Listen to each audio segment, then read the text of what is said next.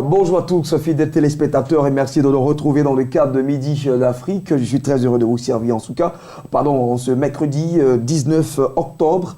Et comme vous pouvez le savoir, déjà la semaine dernière, nous avons commencé un thème très intéressant d'ailleurs. C'est donc l'épouse du pasteur. Quel type de relation avec son mari?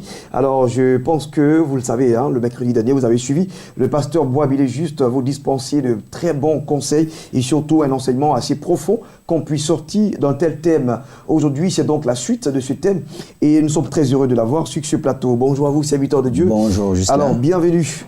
Merci, merci. Alors, un mercredi où vous êtes avec Ghislain Blessing. Oui. Et je suis très heureux de vous avoir. Et moi-même, je suis heureux de te retrouver. Merci. Alors, nous surtout, parlons bien sûr. Plein de vie, surtout. Ah bon, merci. Dieu nous aide à l'avoir. Alors, on va parler bien sûr de l'épouse du pasteur. Quel type de relation entretenir avec son mari? Effectivement.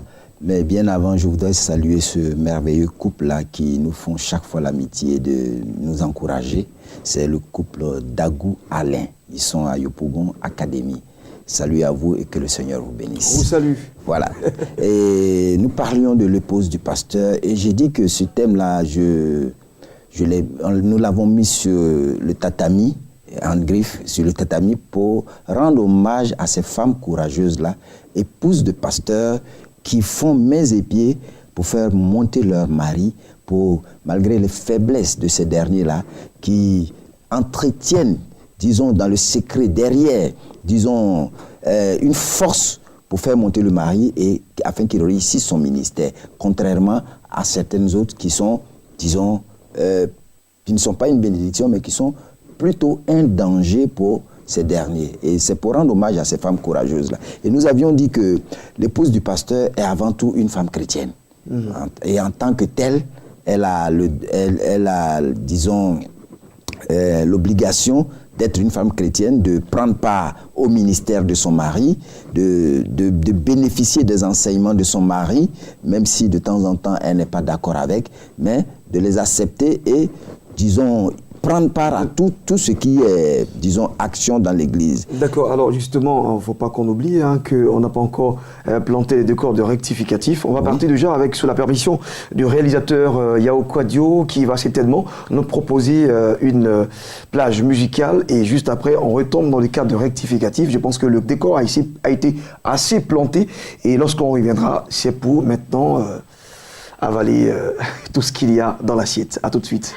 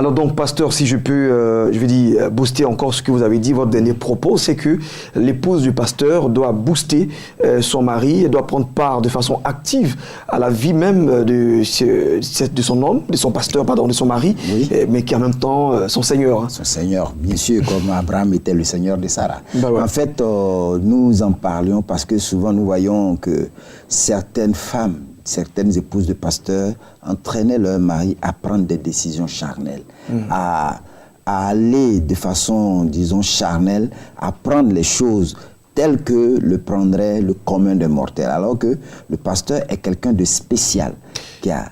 Oui, vous voulez dire quelque chose? Oui, c'est-à-dire, vous me sautez tout de suite une pensée, c'est-à-dire pour vous, les décisions ne sont pas logiques. Lorsque nous sommes avec les pasteurs, les décisions sont divines. Alors, une femme peut avoir raison, mais elle n'est pas forcément dans le plan de Dieu. C'est possible. Elle peut, peut-être le pasteur prend une décision. Elle peut, disons, avoir son mot à dire. Et son mot semble être ce qu'il doit être normalement. Son mot semble ce qu'il doit être, mais elle ne doit pas l'imposer. D'accord. Elle peut ne pas partager, disons, la décision que l'avis du pasteur, mais qu'elle respecte ce qu'il dira. C'est ça aussi. Parce que tout de suite se lever pour dire non, je ne suis pas d'accord avec. Non, je ne partage pas ton avis, mais au moins je respecte ce que tu es en train de dire. On verra à la fin. Donc c'est ces choses-là. Mais souvent, nous voyons que de manière, il y a une influence négative de certaines épouses de pasteurs sur leur mari.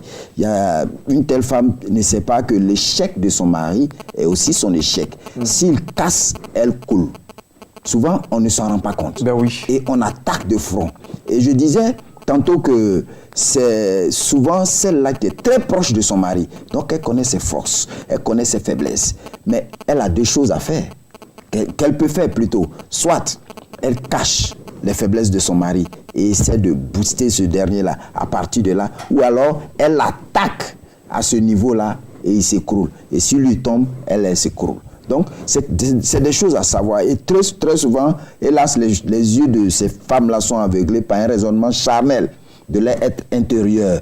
Des émotions surgissent, des émotions purement charnelles surgissent. Parce que, oui, toi, tu te laisses faire. En tout cas, ça, il ne faut pas laisser faire. Voilà. Toi, sois un homme. Avance, c'est quoi? Ils sont qui? Non. Il faut arrêter ça. Ben ouais. Ouais, de tels propos ne sont pas... c'est des propos discourtois. Ça n'arrange pas le ministère. Ceux qui se mettent à la place des ennemis du pasteur ne sont pas des gens à abattre. Mais souvent, certaines épouses mettent comme une kalachnikov dans la main de leur époux. Mais ceux-là, il faut les mettre sous discipline, chasse-les de l'église. C'est des décisions qui ne sont pas bien. C'est comme une locomotive. L'officier mécanicien qui est à côté de celui qui pilote, disons, le train, la locomotive. S'il oublie qu'une erreur de ce dernier-là, les deux coulent, il sera obligé d'attaquer. C'est la même chose. Il est la tête. C'est lui qui conduit. Mais si tu es le mécanicien, qu'il y a une panne qui est là, tu dis, bon, comme il est le chose là, je vais laisser la panne là et puis on va voir ce qu'il va faire. Mais vous deux, vous allez mourir. Ça, c'est clair. Donc, c'est ainsi. Et la Bible est là pour illustrer cette vérité. Nous voyons l'histoire, par exemple, d'un habitant d'Utz. Tu sais de qui je veux parler, de Job. Ben oui. Au moment où il avait besoin de sa femme, elle a lâché. Il venait de perdre son dernier secours. Il venait de la perdre parce que elle était charnelle, elle avait les yeux, disons, dispersés. Elle dit, maudit Dieu, meurt. Tu es encore dans ça là? Alors que c'est là qu'il avait besoin, le plus besoin d'elle. Et ce genre de femmes, moi je les appelle des femmes obstacles. Parce que c'est des femmes obstacles. Parce que Job, bien vrai, qu'il était très ébranlé, il avait tout perdu, mais il n'a pas cédé à ça. Ouais. Il a marché dans l'intégrité. Donc là aussi, je voudrais parler aux serviteurs de Dieu. Quels que soient les griefs, quel que soit ce qu'on peut te reprocher, quels que soient les pics qu'on va t'envoyer, que ton épouse va t'envoyer, ce n'est pas le moment, ce n'est pas le coup d'abandonner l'intégrité, mais bien plus, si tu perds de l'autre côté, il ne faut pas vendre ton âme. N'est-ce pas aussi le lieu de dissocier le ministère à la vie de chef, on veut dire, la vie matrimoniale et tout cela de la famille sur terre ici, parce que c'est le pasteur qui a été appelé et non sa femme. Alors le fait qu'elle intervienne, elle s'immixe dans les affaires de Dieu, ça peut aussi coûter bien plus à la dame qu'au pasteur. Oui, est-ce que là, le monsieur ne peut pas dire à sa femme, attention, c'est une affaire de Dieu, ça n'a rien à voir avec notre maison et nos enfants? Mais, je pense qu'il faut savoir oui, faire aussi la part des choses. Mais quand bien même il le dirait, c'est-à-dire, quand bien même il le dirait, même si au niveau de son épouse ça ne va pas, il n'aurait pas d'argument pour dire à Dieu, c'est la femme que tu as mise auprès de moi. On connaît bien cette chanson-là. Oui, voilà, il n'aura pas d'argument pour dire, c'est la femme que tu as mise à côté de moi. C'est pourquoi je dis, il doit être intransigeant dans, c'est-à-dire le fait d'être intègre, quel que soit ce qui se passera. Il doit marcher dans l'intégrité. La femme, elle peut le mettre. Qu'est-ce que ça veut dire? Il ne doit pas écouter sa femme. Non, ce n'est pas ce que je suis en train de dire. De quelle intégrité vous parlez ici? Je veux parler de l'intégrité au cas où, par exemple, cette remarque-là, Job s'attendait à être soutenu, par exemple, par sa femme. Mais en cas d'échec, est-ce qu'il aurait été justifié devant Dieu? Pasteur, je comprends que vous voulez soutenir tout de suite sur ce plateau la gente féminine. Mais avec cette illustration, on comprend que Ève est passée par là, et on comprend que la femme de Job passe également par là. La femme de Lot aussi. Nous avons la femme de Lot qui passe par là. Oui, nous voyons un certain Paul qui va dire à certaines contrées, mais écoutez, que la femme se taise en public. Est-ce que vous n'êtes pas en train de forcer aussi pour dire à la gente féminine qu'elles ont leur place? Vous voulez leur rendre forcément hommage? Elles doivent se taire, non? En fait, la reine, disons, la reine, quand nous lisons la parole de Dieu, nous voyons que la Bible dit, je crois dans Ésaïe, celle qui était assise auprès du roi, c'était la reine. Donc, la reine du roi, la femme du roi, c'est la reine. Elle est la reine aussi du royaume. Donc, la femme du pasteur est la reine du pasteur. Elle est aussi participante au presbytère. Mais alors, une femme sage doit savoir tenir sa place. Une femme sage doit pouvoir céder la parcelle qu'il faille céder quand il faut la céder aux hommes, soit à son mari, soit à des responsables dans l'église. Il ne faut pas vouloir, disons, outrepasser ce qu'on te dit. Par exemple, chercher à tourmenter et piquer au vif en accablant son mari de remarques. Toi, tu ne fais pas ça, toi, tu ne fais pas ça. Ce n'est pas ça ton rôle. Oui, tes amis, ils ont commencé le ministère il n'y a que 5 ans. Ils ont déjà des grosses voitures. L'autre a payé une maison pour sa femme et tout cela. Et par exemple, pousser son mari à rentrer dans certaines choses. En fait, là, nous voyons qu'il y a une attitude charnelle qui est porté vers le matériel. C'est la raison pour laquelle je dis que ce soit l'homme seul qui soit résolu, parce que c'est lui qui a été appelé. Effectivement, c'est lui seul, mais il a toujours besoin d'une aide. Et celle-là, son aide est très appréciable. Parce que, je dis, quand vous voyez un serviteur de Dieu réussir, c'est sa femme. Ça, je le dis. En grande partie, c'est sa femme. Il y a sa consécration. Mais cette consécration dépend de l'attitude que la femme aura de couvrir ses points faibles et les booster, ou alors d'attaquer sur ce côté-là. C'est sa femme. Oui. Quoi qu'on dise, c'est sa femme. Regardez, par expérience, demandez aux serviteurs de Dieu. Vous verrez que souvent, les jeudis ou les vendredis, c'est là qu'il n'y a pas l'âme dans les foyers. Parce que le type, il doit prêcher dimanche. Donc, il faut faire attention. Il faut faire attention à ce qui arrive. Soit que vous avez un programme qui est annoncé, vous allez voir qu'il va y avoir des bruits. Mais qui est derrière tout ça? C'est l'ennemi. Il sait que vous allez dispenser la vie. Donc cette vie-là, il veut l'arrêter.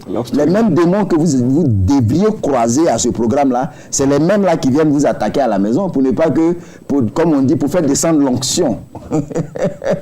Donc il faut faire très attention. Les épouses doivent faire très attention, les hommes aussi doivent être très vigilants. Ça, c'est le conseil que je peux donner. Donc, il ne faut pas que Dieu permette à tous ses serviteurs aux prises avec un problème aussi épineux que d'avoir une femme obstacle, de tenir ferme comme Job l'a été, de ne pas céder à, disons, à la dérision, mais plus, bien plus. Quand bien même le problème il serait épineux et il serait, disons, impossible à juguler, mais il faut qu'il reste intègre au Seigneur, parce que nous n'aurons pas de raison à justifier notre attitude si jamais nous échouons.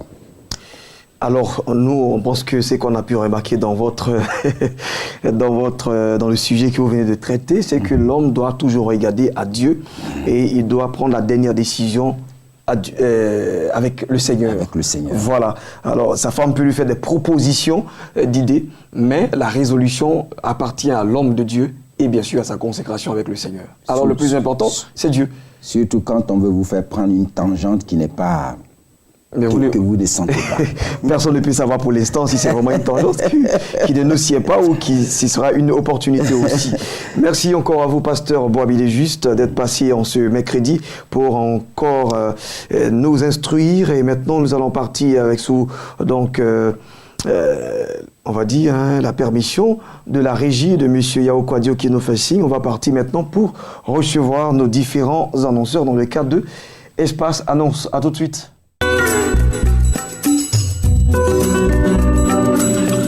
Alors nous sommes avec maintenant nos différents annonceurs, comme je l'annonçais tout à l'heure, pardon. Évangéliste Jean-Cyril Djabi est avec nous. Bonjour, évangéliste. Bonjour, Justin. Alors bienvenue. Merci. Église évangélique La Bénédiction qui organise une grande veillée, un temps de prière spécial suivi d'une grande veillée de prière. D'ailleurs même ça a commencé depuis lundi. Effectivement, merci encore de me donner l'opportunité de m'adresser au peuple de Dieu. Voilà, vous avez le bonjour de Papa Sam et de Maman Sylviane, que Dieu vous bénisse là où vous êtes. Nous sommes encore là pour vous rappeler cet événement qui a lieu, ou dirais-je, qui a déjà débuté depuis le lundi et qui se poursuit aujourd'hui même le mercredi, tout à l'heure sur le coup de 18h. Donc vous qui nous suivez, vous qui nous regardez, c'est une lucarne que l'Église évangélique La Bénédiction vous offre afin de pouvoir chercher la face de Dieu. Pourquoi en ce temps chercher la face de Dieu? Eh bien parce que nous tendons vers la fin de l'année et nous savons bien que la fin de l'année est toujours préparée du côté mystique pour que ils puissent rentabiliser leur compte. Et donc nous voulons déjouer le plan cette fois-ci par ce programme. Et donc nous vous invitons pas plus tard que le lundi, je veux dire la semaine passée, on a appris qu'en Abidjan, ici même à Cocody, on a appris qu'une grand-mère de 90 ans est atterrie sur le toit de l'un de ses fils, tout simplement parce qu'il voulait, ou bien cette grand-mère voulait avoir l'âme de ce fils. Et pourquoi? C'était au toit de la maison de son fils. Oui, Wow, oui. Et c'est parce que cet homme peut-être était un homme de prière que cette femme a échoué à sa mission. Sinon, on n'aurait pas vu le jour. Donc, nous voulons déjouer le plan satanique. Nous voulons véritablement prier pour que il n'y ait pas d'accident dans ta famille cette année, il n'y ait pas de mort dans ta famille cette année. Et nous voulons aussi prier. Certainement, il y a une prophétie qui t'a été donnée spécifiquement. L'homme de Dieu a prophétisé sur ta vie. Bien, le Seigneur t'a parlé te disant, cette année, tu vas voyager, cette année, tu vas te marier, cette année, tu vas travailler. Mais nous tendons vers la fin de l'année. Le mariage, tu ne vois pas. Le travail, tu ne vois pas. Et donc, c'est un bon moment pour toi de venir chercher la face de Dieu dans ce lieu à l'église évangélique La Bénédiction. Et je rappelle que le thème c'est « Je ne mourrai pas, tu ne mourras pas mon frère, tu ne mourras pas ma soeur, tes entreprises ne mourront pas, tes affaires ne mourront pas. Viens rechercher, je veux dire, viens prendre ta part, viens posséder tout cela par la prière, dès ce soir sur le coup de 18h à l'église évangélique La Bénédiction. Et je rappelle aussi que cela sera suivi d'une grande veillée ce vendredi sur le coup de 20h à l'église évangélique La Bénédiction.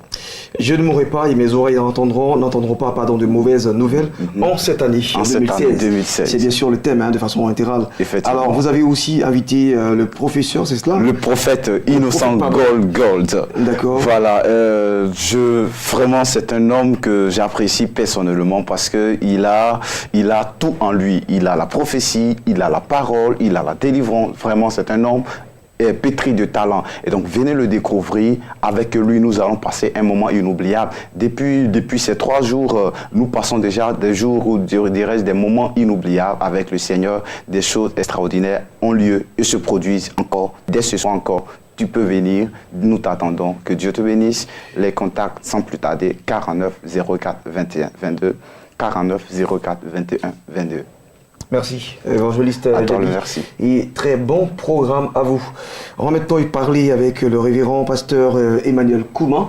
Bonjour à vous, serviteurs de Dieu. Bonjour, Gislain. Bienvenue sur notre plateau. Merci beaucoup. Alors, présentation des œuvres de pasteur Samuel et Sylviane Manté. Oui, un grand coucou à Maman Manté, parce qu'aujourd'hui nous parlerons aussi d'une de ses œuvres qui est « Honore ton père et ta mère ».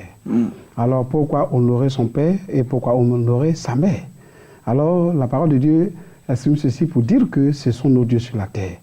Donc, enfants, obéissez à vos parents et ainsi que vos jours soient prolongés sur la terre. Aujourd'hui, les gens se posent, certains nombres de jeunes se posent la question, pourquoi toutes ces choses m'arrivent? Vous savez qu'ils ont ignoré, c'est vrai, la société est là, il y a eu une évolution, il y a eu beaucoup de choses, mais le père reste le père, une mère reste la mère. Elle reste une mère. Et ces paroles qu'elle prononce sur votre vie sera une parole de bénédiction, bien ces paroles seront des paroles de bénédiction pour vous, jusqu'à ce que vous grandissiez, que vous deveniez vieux et que vous aussi, vous transmettez les mêmes choses à vos propres enfants. Mais ce que nous constatons aujourd'hui dans nos sociétés, alors l'histoire, par manque de culture, alors ça fait que chacun se comporte qu'il veut. Il n'y a plus de respect. Quand on parle de père et mère, c'est lui qui a l'âge de ton père ou de ta maman. C'est une personne âgée. Tu lui dois la considération, le respect. Et c'est pourquoi la servante de Dieu a utilisé cette image pour ramener cela dans l'église, pour comprendre. Parce que pour pouvoir avancer, il faut faire l'état des lieux, comprendre qu'est-ce qui ne va pas dans nos sociétés. Et ce que nous constatons, c'est le même comportement, c'est le même caractère qu'on envoie dans l'église. Et quand on vient dans l'église avec le même comportement, le même caractère, il est difficile d'avoir des bénédictions de Dieu parce que, vous ne respectez pas le serviteur de Dieu, vous ne vous soumettez pas à la volonté de Dieu, vous ne respectez rien dans la maison de Dieu et vous pensez que vous allez réussir. Comme un adage dit chez nous, est-ce qu'on peut insulter la tête de l'eau et aller s'arrêter au pied pour dire vous allez voir? Ça veut dire là où tout doit commencer. Celui qui t'a apporté la vie, si vous ne le considérez pas, vous ne pouvez pas avoir de bénédiction. Parce que c'est lui qui lui revient le dernier mot de dire « mon fils, tu es béni ». La Bible l'a schématisé. On a vu le cas d'Ésaü et son frère Jacob. Vous comprenez? Donc c'est pour dire quoi? Il faut respecter les personnes âgées, il faut respecter dans la maison de Dieu tout ce qu'on nous donne comme instruction. Ce n'est pas à discuter, c'est pour exécution. J'ai dit ce n'est pas à discuter, c'est pour exécution, pour votre bien, pour votre santé, pour votre longévité, pour votre grâce, votre bénédiction dans tous les domaines. Donc ce DVD est bienvenu pour aider. Je ne sais pas si j'attends une question de vous. Ben non, et c'est tellement bien dit, et tout est dit. On sent donc la soumission, l'obéissance, et le respect à nos parents. Et bien sûr, la Bible a dit, avec des récompenses sur la terre, on sera rassasié de jour. Oui. Voilà. En tout cas, donc c'est ce que nous voulons vraiment apporter. Ça veut dire que l'Église aujourd'hui, c'est une entité qui donne une formation pas possible que le monde ne peut pas apporter. C'est l'Église qui peut transformer un bandit, un voleur, un brigand, un assassin. C'est l'Église seulement, la parole de Dieu qui peut transformer cette vie. Et c'est ce que les hommes de Dieu, et si vous voyez aujourd'hui la servante de Dieu, en tout cas tous ces programmes, tous ces thèmes qui donnent, ça va avec l'actualité. Je pense que ça peut aider nos sociétés. Et c'est pourquoi tout le monde, ou les gouvernants doivent jeter un regard à l'Église pour savoir que tout ce qui se passe là-bas, vous rentrez mauvais, vous sortez bon. Merci. Alors, le contact? Le contact, c'est le 40 15 89 32. 40 15 89 32. Vous pouvez nous appeler. C'est ici qu'on met maintenant un terme à ce Midi d'Afrique. On se retrouvera certainement demain, jeudi, toujours à midi, et rediffusion 14h45 minutes, www.beni.tv pour nous avoir en live stream. Il y a donc Lucien Yeboui qui était donc au son, à la caméra, c'était donc l'affaire de Sepadi Junior, et puis réalisation, le nom a été déjà dit, et maintes fois, c'est donc Yao Kwadio. Gislam Blessing, je suis. On se retrouve donc jeudi, vendredi encore, et voilà, portez-vous bien, que Dieu vous garde.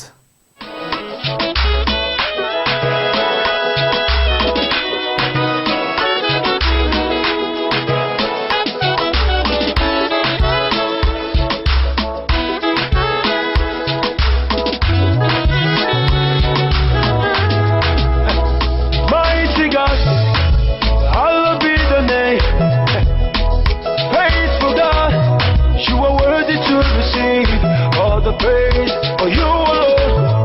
You're the air that I breathe, the song that I sing. You're the lover of my soul.